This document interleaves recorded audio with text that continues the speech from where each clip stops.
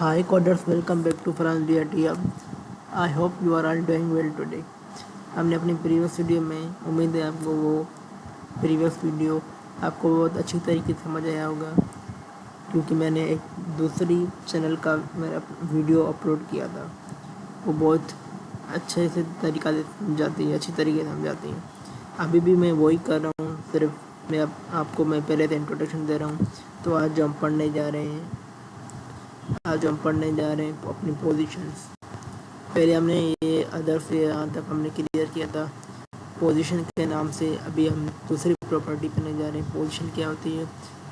Position static, relative, absolute, fix. ये इसके कुछ टाइप्स है, स्टैटिक, रिलेटिव, एब्सोल्यूट और फिक्स। अब उसको ये इसमें पूरा डिफाइन कर रहा है। स्टैटिक, रिलेटिव, एब्सोल्यूट, फिक्स और स्टिकी भी होता है। ये इसको सारा डिफाइन करेगी, आपको बहुत अच्छी तरीके से आपको समझ आ जाएगा।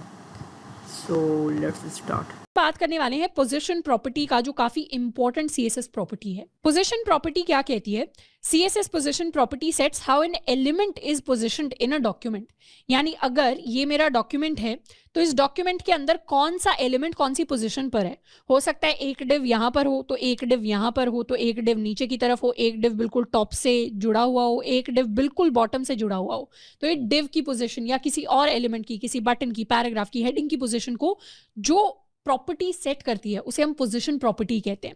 पोजीशन प्रॉपर्टी के लिए हमारे पास 4 पॉसिबल वैल्यूज होती हैं, एक स्टैटिक, एक रिलेटिव, एक एब्सोल्यूट, एक फिक्स्ड। तो चारों प्रॉपर्टीज को हम डिटेल में कवर करेंगे। सबसे पहले बात करते हैं पोजीशन में स्टैटिक वैल्यू की। स्टैटिक बाय डिफॉल्ट सारे के सारे एलिमेंट्स स्टैटिक ही होते हैं। पोजीशन को और थोड़ा सा एनालाइज करने के लिए हम क्या करेंगे, हम अपने index.html के अंदर कुछ कुछ डिव्स को क्रिएट करने वाले हैं। जैसे ये हो गया मेरा डिव, यहाँ पर एक हेडिंग दे देते हैं, h1 हेडिंग। इसको कहेंगे पोजीशन प्लेग्राउंड। तो ये मेरा पोजीशन प्लेग्राउंड बन गया। थोड़ा सा मिनिमाइज कर लेते हैं इंस्पेक्ट को। एंड इसके बाद डिव्स को हम क्रिएट करने वाले हैं। तो ये मेरा हो गया बॉक्स 1 वाला डिव। इसके बाद क्रिएट कर लेते हैं एक बॉक्स 2 वाला डिव एंड बॉक्स 3 वाला डिव एंड इसके साथ साथ एक और बॉक्स 4 वाला डिव। तो ये चारों डिव्स मेरे पास आ गए। इनको नाम भी दे देते हैं। This is box 1, this is box 2, this is box 3 and ये हो गया हमारे पास बॉक्स 4। तो ये चारों डिव्स मेरे पास आ गए। कुछ इस तरीके के डिव्स होंगे। इन सारे डिव्स को कुछ प्रॉपर्टीज भी दे देते हैं। जैसे सबकी हम हाइट सेट कर देते हैं, let's say 100 pixels, and width भी सेट कर देते हैं 100 पिक्सल्स। एंड इन सबको एक बैकग्राउंड कलर दे देते हैं। बैकग्राउंड कलर लेट्स से हम एक्वा सेट करते हैं चारों के लिए। तो चारों डिव्स इस तरीके से आ गए। इनका बॉर्डर सेट कर देते हैं। तो बॉर्डर हो गया 2 पिक्सल सॉलिड ब्लैक। तो इस तरीके से बॉर्डर हमने दे दिया है एंड चारों डिव मेरे पास आ गए हैं। अब ये यहाँ पर इस डिव के लिए डबल बॉर्डर कैसे डिस्प्ले हुआ? डबल बॉर्डर इसलिए डिस्प्ले हुआ क्योंकि ये जो मेरे चारों डिव्स हैं ये इस डिव के अंदर है, जिसको भी हमने बॉर्डर दे दिया है। तो इंस्टेड ऑफ दिस क्या करते हैं, आउटर डिव को हम हटा देते हैं एंड अब क्या हुआ, सबके लिए इक्वल बॉर्डर हो गया। एंड एक और चीज मैं करने वाली हूं कि सबका जो डिस्प्ले है इसको सेट कर लेते हैं to inline block. Save, refresh, चारों बॉक्सेस सेम लाइन के अंदर आ गए। एंड अब इनकी जो पोजीशन है उसको स्टडी करना थोड़ा सा आसान रहेगा। इसको पेज को हम दोबारा ले आते हैं 100% पे। तो 100% पे पेज आ गया। इस तरीके से 4 बॉक्सेस है मेरे पास। इन चारों बॉक्सेस के साथ अब हम पोजीशन खेलने वाले हैं। तो पोजीशन खेलते हुए सबसे पहले आ जाते हैं अपने बॉक्स 1 पे। बॉक्स 1 की पोजीशन को हम सेट करने वाले हैं स्टैटिक। जैसे ही पोजीशन को स्टैटिक किया एंड इसको हमने रिफ्रेश किया, बॉक्स 1 के अंदर कोई चेंज नहीं आया, क्योंकि बाय डिफॉल्ट सारे के सारे एलिमेंट्स की जो पोजीशन होती है सीएसएस के अंदर वो स्टैटिक होती है। स्टैटिक यानी मेरी डिफॉल्ट पोजीशन। तो डिफॉल्ट पोजीशन के अंदर आप कोई चेंजेस नहीं कर सकते। तो पोजीशन से रिलेटेड हमारे पास 3-4 प्रॉपर्टीज और होती हैं। जैसे एक होती है मेरी टॉप प्रॉपर्टी, एक होती है मेरी राइट प्रॉपर्टी, एक होती है मेरी बॉटम प्रॉपर्टी, एक होती है मेरी लेफ्ट प्रॉपर्टी एंड एक होती है मेरी Z इंडेक्स या Z इंडेक्स प्रॉपर्टी। अब Z इंडेक्स क्या है, Z इंडेक्स क्या है, उसके बारे में हम थोड़ा सा भी बाद में जाके बात करने वाले हैं। तो सबसे पहले बात करते हैं top, right, bottom and left property के बारे में।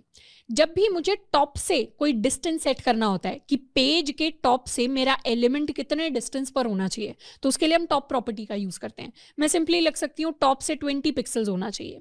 और जब भी हमें राइट से डिस्टेंस चाहिए होता है, मतलब ये अगर मेरा डॉक्यूमेंट है और मैं डॉक्यूमेंट की राइट लाइन से अपने एलिमेंट को सेट करना चाहती हूँ, तो उसके लिए हम राइट को सेट कर सकते हैं, लेट्स से 20 पिक्सल्स। उसी तरीके से डॉक्यूमेंट है, डॉक्यूमेंट से बॉटम से अगर मुझे कुछ डिस्टेंस देना है अपने एलिमेंट को, तो उसके लिए हम बॉटम को सेट कर सकते हैं 20 पिक्सल्स। एंड सिमिलरली डॉक्यूमेंट के लेफ्ट से अगर मुझे कोई डिस्टेंस देना है अपने एलिमेंट को, तो उसके लिए हम सेट कर सकते हैं लेफ्ट से 20 पिक्सल्स या 50 पिक्सल्स, या जो भी डिफरेंट यूनिट्स को यूज करके। तो इन 4 प्रॉपर्टीज को यूज करके हम अपने एलिमेंट को आगे पीछे कर सकते हैं। अब ये चारों प्रॉपर्टीज स्टैटिक के साथ काम नहीं करती। मतलब अगर मैंने किसी भी बॉक्स 1 के लिए पोजीशन को स्टैटिक कर दिया और फिर मैंने कोशिश की कि मैं इसको डिस्टेंस टॉप से 50 पिक्सल्स देना चाहती हूँ और मैंने किया रिफ्रेश, तो ये बॉक्स 1 बिल्कुल मूव नहीं करेगा। अगर मैं चाहूँ कि मैं इसे बॉटम से डिस्टेंस 50 पिक्सल्स देना चाहती हूँ और मैंने किया रिफ्रेश, तो भी ये बॉक्स 1 बिल्कुल मूव नहीं करेगा। तो ये जो top bottom left right properties होती हैं, कोई भी बॉक्स 1 की पोजीशन अगर स्टैटिक है तो स्टैटिक के लिए काम नहीं करेंगी। स्टैटिक का मतलब होता है बाय डिफॉल्ट। अब आ जाते हैं सेकंड वैल्यू पर, जो है मेरी रिलेटिव। यानी पोजीशन को अगर रिलेटिव सेट किया तो उसका मतलब है एलिमेंट की पोजीशन में अगर अब कोई चेंज आएगा तो वो एलिमेंट रिलेटिव टू इटसेल्फ हो जाएगा।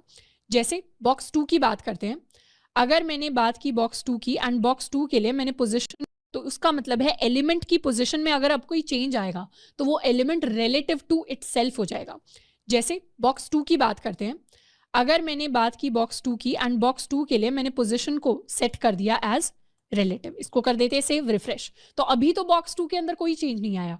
बट अगर मैं बॉक्स 2 को बोलूं कि वो क्या हो जाए, वो टॉप से 10 पिक्सल्स शिफ्ट हो जाए, तो टॉप से 10 पिक्सल्स शिफ्ट होने का मतलब है रिलेटिव, यानी खुद का उसके जो अभी पॉइंट है, मतलब अभी अगर इसकी बाउंड्री यहां पर है तो टॉप से 10 पिक्सल शिफ्ट होने का मतलब है इस बाउंड्री से अब वो नीचे की तरफ 10 पिक्सल्स शिफ्ट हो जाएगा। करूंगी रिफ्रेश तो वही सेम चेंज आया। यानी टॉप पर अगर बाउंड्री पहले यहां पर थी, थोड़ा सा जूम इन कर लेते हैं, टॉप पर बाउंड्री अगर पहले यहां पर थी, अब वो टॉप से 10 पिक्सल्स शिफ्ट हो गया है। अगर हम चाहें कि टॉप से 20 पिक्सल्स शिफ्ट हो जाए तो थोड़ा सा और नीचे की तरफ शिफ्ट हो जाएगा।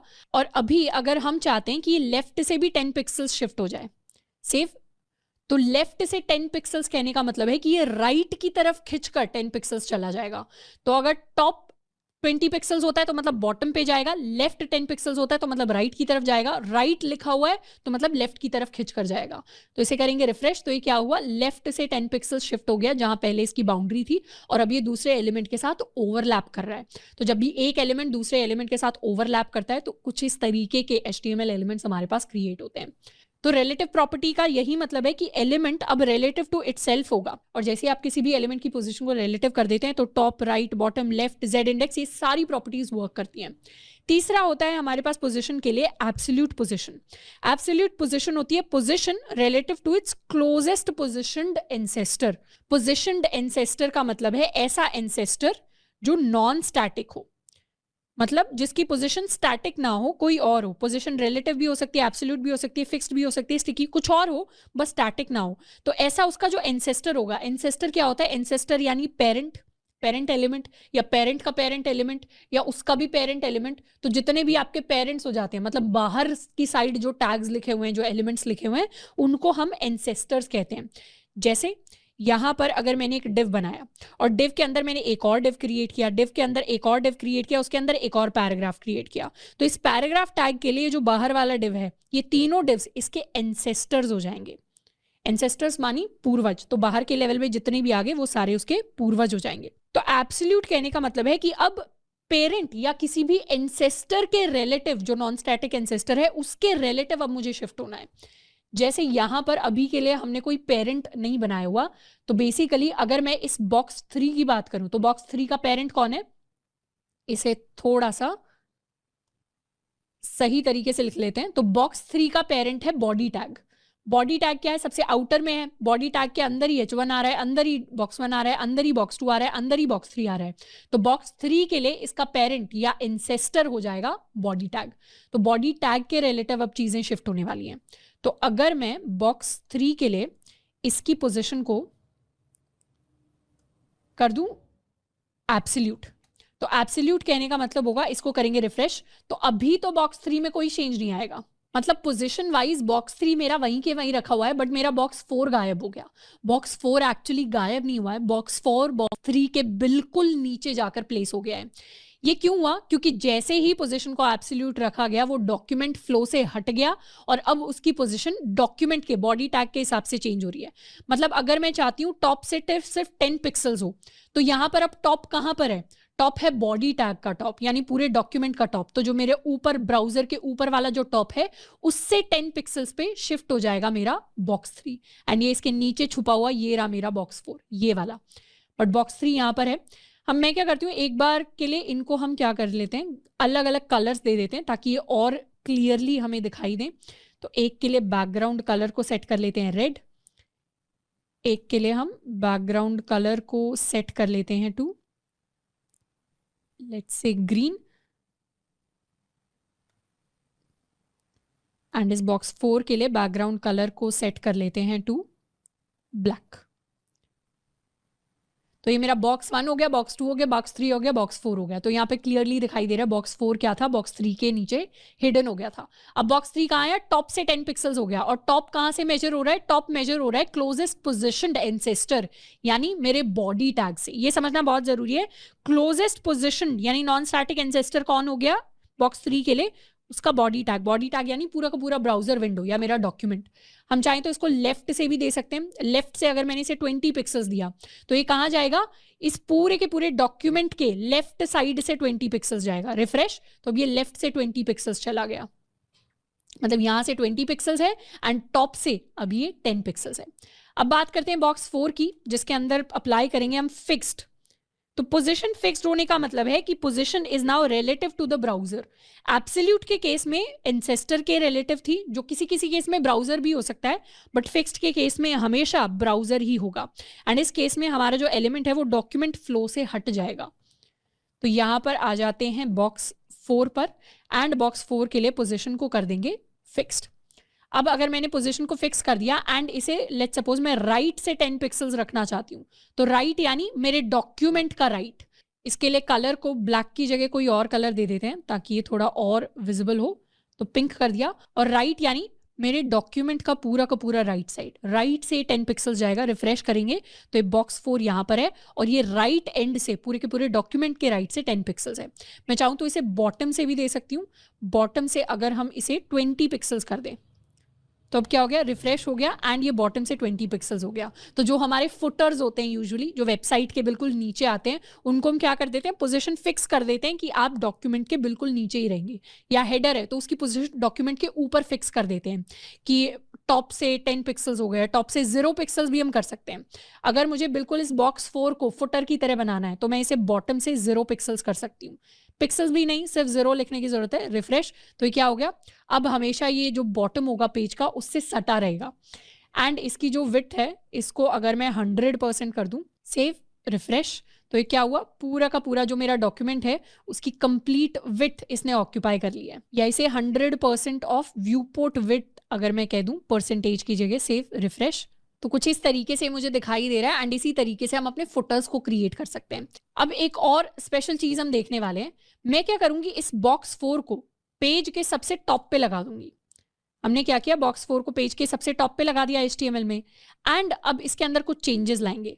राइट से इसे 10 पिक्सल्स रखने की जगह हम इसकी विड्थ को भी हटा देते हैं एंड हम इसे क्या करेंगे? टॉप से 0 पिक्सल्स पे शिफ्ट कर देंगे। टॉप से 0 पिक्सल्स यानी पेज के बिल्कुल टॉप पर आ जाएगा मेरा ये वाला एलिमेंट। अब क्या करेंगे? यहाँ पर बहुत सारे पैराग्राफ्स हम ऐड करने वाले हैं। हेडिंग के बाद पैराग्राफ्स में काफी सारा टेक्स्ट ऐड कर देते हैं। Let's suppose we make it a lot of text. Lorem into 100 कर दिया है मैंने, बहुत सारा टेक्स्ट जनरेट कर लिया है। एंड बॉक्स 3 के लिए इसकी पोजीशन थोड़ी सी नीचे कर देते हैं। तो टॉप से इसे लेट्स सपोज कर देते हैं 100 पिक्सल, सेव, रिफ्रेश, और थोड़ा नीचे करते हैं 500 पिक्सल्स कर देते हैं, सेव, रिफ्रेश। अब ये जो H1 हेडिंग है ये इस बॉक्स के बिल्कुल पीछे की तरफ जा रही है। सारी चीजें इस तरीके से मुझे दिखाई दे रही हैं। बहुत सारा टेक्स्ट आ गया मेरी स्क्रीन पर। अब अगर मैं इस पेज पर स्क्रॉल करूंगी तो स्क्रॉल करने पर एक स्पेशल चीज हम नोटिस करेंगे। क्या स्पेशल चीज नोटिस करेंगे? कि मेरा जो बॉक्स 4 है उसकी पोजीशन हमेशा फिक्स्ड रहती है। यानी बॉक्स 4 को एक बार मैंने टॉप से 0 पिक्सल्स पे सेट कर दिया तो वो पूरा टाइम टॉप से 0 पिक्सल्स पर ही सेट रहेगा। तो इस तरीके से हम अपने नैव बार्स को क्रिएट करते हैं, तो पूरा टाइम ये टॉप से 0 पिक्सल्स पर सेट रहेगा। अब एक और चीज ट्राई करते हैं, पोजीशन के लिए वैल्यू स्टिकी। स्टिकी कहने का मतलब है this is based on the users scroll position. जैसे अगर बॉक्स 3 को एब्सोल्यूट की जगह अगर मैं पोजीशन स्टिकी दूं, तो अब अगर यहाँ पर बॉक्स 3 के बाद जाकर बहुत सारा अगर हमने एक पैराग्राफ ऐड कर दिया जिसके अंदर और काफी सारा text, let's say lorem into 100 enter, काफी सारा टेक्स्ट जनरेट कर लिया है, तो जैसे ही मैं स्क्रॉल कर रही हूँ मेरा बॉक्स 4 तो हमेशा फिक्स्ड रहेगा। अब हमने पोजीशन स्टिकी कर दिया है इस बॉक्स 3 की, तो बॉक्स 3 क्या हो रहा है, बॉक्स 3 जैसे ही मुझे दिखाई देगा और जैसे ही हम स्क्रॉल करने लगेंगे बॉक्स 3 की भी पोजीशन फिक्स्ड हो जाएगी। तो स्टिकी यानी जब हम स्क्रॉल करते हैं तो उस हिसाब से स्टिक हो जाने वाला बॉक्स हमारा बॉक्स 3 होगा। एक और चीज ट्राई कर सकते हैं कि बॉक्स 3 को टॉप से पोजीशन दे देते हैं 0 पिक्सल, सेव रिफ्रेश। तो अब जैसे ही मैं स्क्रॉल कर रही हूँ बॉक्स 4 हमेशा फिक्स रहेगा क्योंकि फिक्स पोजीशन है, पर बॉक्स 3 कब फिक्स होगा, बॉक्स 3 तब फिक्स होगा जब वो अपनी सही पोजीशन पर पहुंच जाएगा। मतलब जैसे ही टॉप से 0 पिक्सल्स पहुंच गया अब बॉक्स 3 भी मेरा फिक्स्ड हो गया। तो इस तरीके से फिक्स्ड एंड स्टिकी को भी हम यूज कर सकते हैं। सो आज के लिए इतना ही काफ़ी है, मिलता है नेक्स्ट वीडियो में। Tell them keep learning and keep exploring.